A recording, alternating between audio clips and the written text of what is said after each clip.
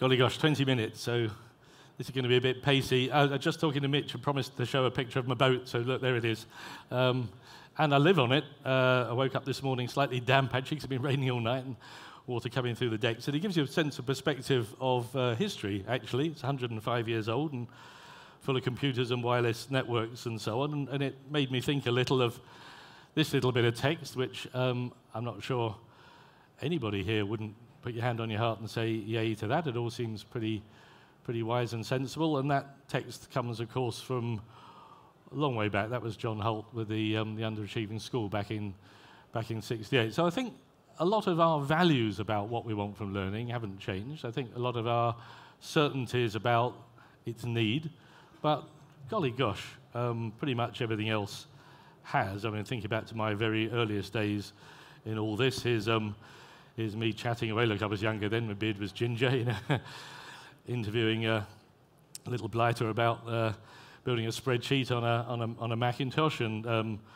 today, of course, got a PhD student who's busy looking at very young children building literacy and numeracy and getting pretty excited about their capability. This is an 18-month-old boy getting quite excited with his results.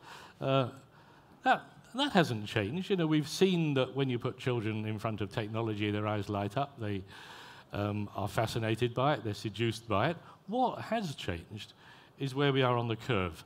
That curve, which you've seen, everybody will have shown you from, I guess Ray showed lots of them yesterday. There'll be more throughout the whole session. But we're on that exponential curve. Everything that technology touches has gone exponential. At the rate we've decoded the human genome through to the power of the mobile phone in your pocket. And what that has done to us in terms of how we make change happen is it's moved us away from the page when we used to pilot and iterate and test. You know, that 1985 bit of research with the children using the Macintosh, it took 3 years before we had a color Macintosh. People talked for 3 years, I'm not sure we should have color. The mathematicians, remember, were against it. They thought it was going to be distracting or too much input, you know. We haven't got that time anymore. Now we've got pace, real, genuine, terrific pace. And David, I think, touched on that well this morning in his introduction. But in a world of pace, that staircase model of change has gone. And what we're left with is, rather nicely, it's a model of mutuality and collegiality and sharing and exchange. Fundamentally, it's a model of trust above all else. And right at this point, although it's a model of trust, we don't really have... to be honest, we don't really have reputation engines we will have yet, but knowing who to trust and who's valuable and who's authentic is a pretty tough thing. In education, of course, we've got that absolutely. Because if they're standing in a classroom in front of a bunch of kids, you know exactly who they are. And you know how they've got there and you know why they're there. Around the world, people have started to understand that. I mean, we're going to hear from Jim later on, but he really did get it. And you know, threw in chain a project of building schools for the future, not scrubbing up the ones we've got. I mean, building schools for the future was as brave as anything on the planet. You know, and down in Australia, at the same time, Kevin Rudd was busy with his BER buildings. You know, these are big, brave words. BER, building the education revolution. So people got it, and they got it at the policy level in a really rather exciting sort of way. And yet, the pace of this is too great to inform the centre, isn't it? There's an email from Estelle Morris a little while after she came out of office, which you can see. And I think there's good honesty in all that. You know, there are loads of stuff that we know that works. So things you've heard today and yesterday, and indeed throughout most of the last 2 or 3 years, that you know with absolute certainty. You know that when teaching and learning is seductive and engaging, you know that when the learners absolutely have a voice, you know that you can hold that Hawthorne effect for as long as you like with refresh projects. I mean, I tell you with absolute certainty that every project I've ever been involved in, every single one has succeeded. And I'd love to say that, wow, aren't I clever? No, what's happened is the baseline was so dismally low. You know, almost anything we did worked because the baseline was so low. And the projects that really worked, you know, the projects that put us in the Guinness Book of Records, having the biggest internet project in the world, and so on. The things that really, really worked were the ones that terrified us. You know, when I woke up in the middle of the night, absolutely proper scared. You know, Stephen, you've gone and done it this time. You've gone too far. And a proper fear. Those were the projects that really, really, really worked. Because those are the only ones that were ambitious enough to cope with what was capable. And this gets really exciting because suddenly we've got the capabilities to swap those moments of fear with each other. We've just come out of the session on CloudLearn, and CloudLearn's been a really interesting research project sponsored by the Nominet Trust. Go there, please. And it's full of all the crowdsourced common sense and wisdom of teachers who've been using mobile phones in the classroom, have been adopting Twitter and Facebook safely and sensibly. They'd all come to the same set of conclusions, hundreds of them. You know, for example, if you're using a phone in the classroom, the rule is the phones are on, they're on the desk, and the screens are up. Teacher looking around the class can see where they all are, can see when they're active, can see when they're not. When you don't do that, they're under the desk or tucked in a bra or wherever, and they're doing mischievous things. But, you know, simple common sense rules about how to make all this work. CloudLearn's been able to crowdsource them, bring them all together, and share them with everybody. And I'll tell you what, you know, it's full of good, sensible, safe practice. And we know that this stuff works because, look, this was some work one of my PhD students did, Stan Owers, a long way back, where he'd been looking at face-to-face and synchronous activity, building sociograms of the way in which people exchange. But this one, by the way, this is a company run by two brothers who said, we're running the meeting because we want to hear from our colleagues. Yeah, right. You know the way sociograms go, the more you talk, the bigger the motorway, you know. And this one over here, by the way, is a junior school where they're kind of at war with each other. It's like Agincourt. They're sort of sitting across the staff room throwing arrows at each other. But we know that when you move all that online, all the R words appear. You know, the words of respect. Well, you can read them. You know, people are happy to research and to reinterpret and to return and even to regret and to be honest about it. You get a parity of esteem of contribution that really matters. And we have those tools to swap our certainties and indeed our hunches with each other. That's what makes this so powerful moving forwards. We've got the technology. And I guess the pace at which that exchange goes isn't just confined to head teachers. I mean, gosh, remember, I think Leonie Ramont sitting over there in the front row put 21,000 head teachers together in Talking Heads. Extraordinary project, you know. And Leonie, one of the things we got from that was so cool was just that community of practice. But now when I go into heads studies, they always tell me, you don't want to talk to me, you should talk to my senior management team. And when I talk to the senior management team, they say, well, it's not really us, it's that generation of 25 to 35-year-old teachers, you know, the golden generation that have come into teaching because they came in full employment. We'll never see the likes of them again. And they came in because they really wanted to teach. And the senior managers will tell me that it's the lead young teachers in that group that are leading them forward. And when I go to talk to that golden generation, they say, no, it's not us, we're listening to the kids. You know, the whole model is inverted just beautifully. And the children are leading learning, you know, with the license granted by their teachers and by their departments and by their line managers and by their head teachers in the most extraordinary way.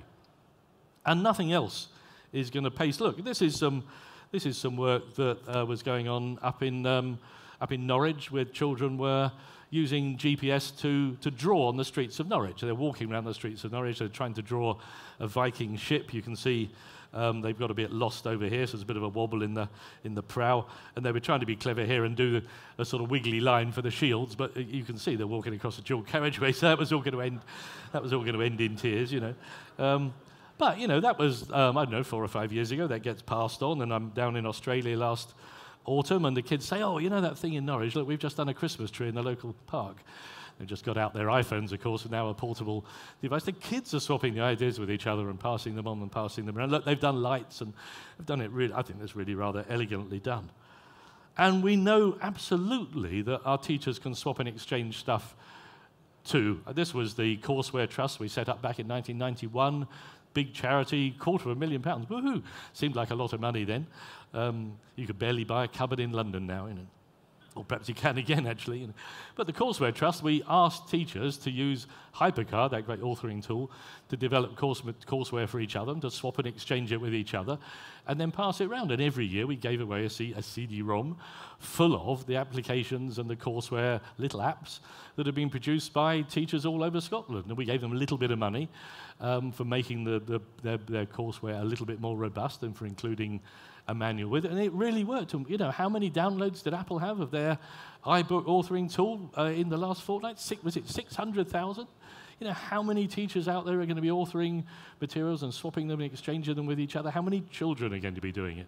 Well, you know, really significant numbers. And what's exciting about this is the pace of all this. We've just been hearing in another session today from this group of students in Lambton School, and Juliet Heppell, my daughter's school, and you know, they designed a heap of good ideas into their school, one of which was, well, look, it's a fabulous classroom that they've designed full of mood lighting. It's got a Skype bar and so on, but one of the big features was that they could write on everything. Every surface is a writing surface, the desks, the walls, the whole thing, and they were excited about that because suddenly they've got the technology to capture it. You get a sense of audience writing on your desktop, you get out your phone, you take a picture, you've got a record, you've got an audience, you've got everything. Well, it didn't take long for that to get passed around. I was in Mark Oliphant's school in Adelaide back in November and told them about this at 2:30 in the afternoon at a staff meeting which was attended by children as well, by the way, as so many schools are doing now. I came back in at 9:30 the next morning, and what do I find? I find kids writing on the desk. They found all the white tables. They've tested them with the whiteboard pens to see what works. They've got their shoes off. And if you know me, you'll know that I'm nutty about shoes off learning because it really works. Really hard to be naughty with your shoes off. They've got their shoes off. They're writing. And what is it that they're writing? Well, actually, they're writing about the impact of colour on their behaviour, because one of the things they learned from the Lambton kids was that the LED mood lighting actually affected them. And blow me down, what do I find when I pop into Microsoft earlier this week? I go in and I say, and they say, look, yeah, we've nicked that idea too. And they've stuck some opaque material behind the booths, and they're busy writing on the walls, taking photographs with their cameras. The pace of change and exchange of this is fabulous, and isn't it exhilarating that suddenly we've got corporate sector coming into learning saying, actually, we've got a training budget and a training manager, and we know about training, but we don't know how to do learning. But we're aspiring to be a learning organisation. We'd like to hear from you. And the companies are not coming in to talk to the head teachers. They're not coming in to talk to, well, you know, the senior policymakers. They're coming in to talk to the children and the young teachers in their classroom to find out what works and what. And that really matters. Listen, I've been interviewing those children in that classroom to see what their hopes and dreams are for higher education. I'm just going to play you a little snippet of that. We've just got time, I think. Because what's happened here is an entitlement has occurred. They then just know that learning could be better. They're expecting it to be better. And this is really quite interesting, talking to children who, between 11 and 15, design their own learning environment, about what they're hoping for. We're going to talk a little bit about university life.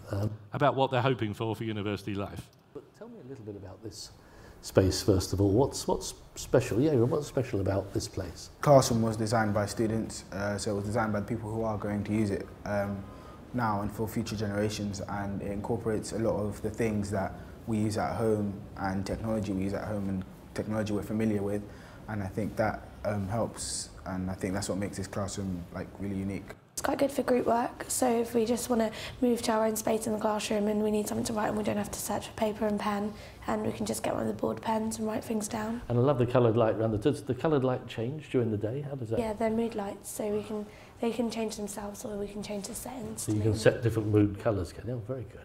Do you think you'll get spaces like this in university? But I think universities would have probably thought more about that because they're more experienced with students. Maybe they're bigger and there's more students, so they have more opinions. I know that when I go to university, there's going to be like a range of different types of learning styles, and I'll be able to choose the styles that I like to learn in, and it'll be more independent. And you know, on what you hear loud and clear, this is a video I've made for university vice-chancellors, by the way. I really have, you know. What you hear loud and clear is the sense that, well, we designed this class and there were 6 of us, a university with 6,000 young people, all smart. Of course they will have thought to ask them what learning should be like. How could they not? Think how good it's going to be then. It's going to be 1,000 times better than the one we've just designed, won't it? There's the maths, you know. So that sense of entitlement, I think, will not be, you know, the genie's out of the bottle. I mean, it won't be finessed, and it won't be moved forward in a gentle sort of way. And I'm excited by that. One of the things they mentioned in their classroom was that they're at this point in their technology, at a post-appropriation point. And it's a real clear line in the sand. And most of you will have used slide rules and calculators and one per pupil laptops, but it was always a standard thing. It always had a class set. If you even with the slide rule, it had to be Jim, was it the Faber-Castell slide rule? It had to be, I think, probably. It's something like that. And the calculator had to be the Texas Instruments, whatever. At the point we're at now, schools are not delivering class sets of mobile phones. The kids are coming through the doors with them. We're at a clear post-appropriation point, and the point we've reached is exactly this. It's bring a browser. It's not bring your own device, because your browser could be running on all sorts of different things, but just bring a browser. Get your kit, bring your pen, get your shoes off, bring a browser, let's get learning. And that is a really clear change in where we're going with all this, an exciting change. It's not to say that things haven't got lost a little in all this. I was doing some work with a group of children at BET, 11-year-olds, and we were having fun teaching them to program in 4 days from a standing start. One of the things that became immediately apparent was that they needed some of that base understanding that they would previously have got from primary school. I had to whip out this old logic board and sit it in front of them. And by the way, I couldn't even get a battery for it. It was so old. I had to hack a USB cable to make it even work. But suddenly, that sense of making and creating and swapping and exchanging is at the heart of where we're going with all this. Kids have stopped being those information consumers, and they've stopped being education consumers. They've gone back to being technology creators, and they've gone back to being education creators as well. Look, I popped into the toy show. How could you not? It's just next door. And I stole a badge, pretended I was an important toy buyer, and rushed in. I couldn't believe how it had missed the whole zeitgeist of where kids are at the moment. It was like visiting a show 15 years ago. Look, you've seen kids on these kind of things. This is I can do this. This is a balance bike.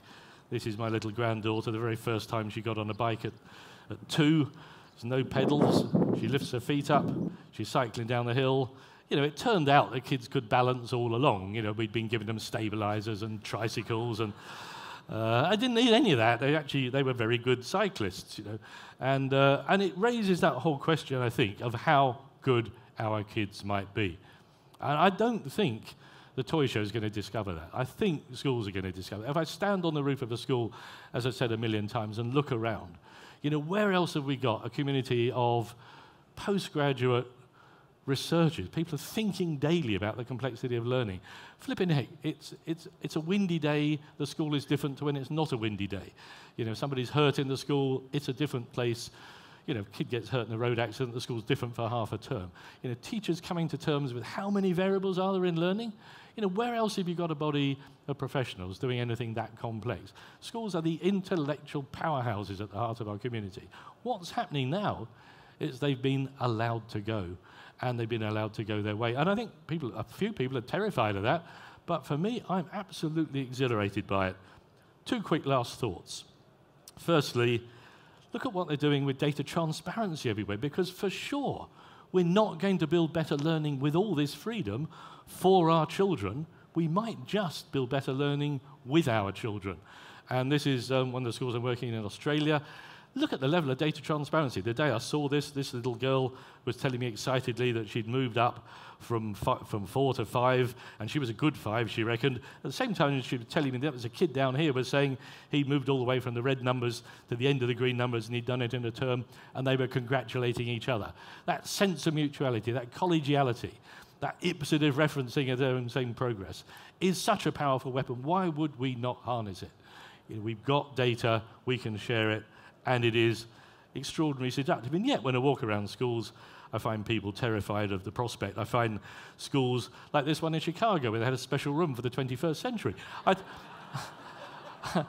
took this photograph last year, and I thought, well, if that's the 21st century going on in there, what's happening in the rest of the place, for goodness sake, And what was happening, of course, was this. They were being told what they couldn't do. They were being told, I love this one, it says, look, the computer lab is only available for detention, or turn it off, or, oh, this was in Alaska, you can bring your gun in, but take the ammunition out, it was okay, I love this one. This is the Learning Resource Centre, but you're not allowed to bring learning resources, and so I love the underlining of must there, particularly must, not just must be switched off, and actually no, nothing, no, I think,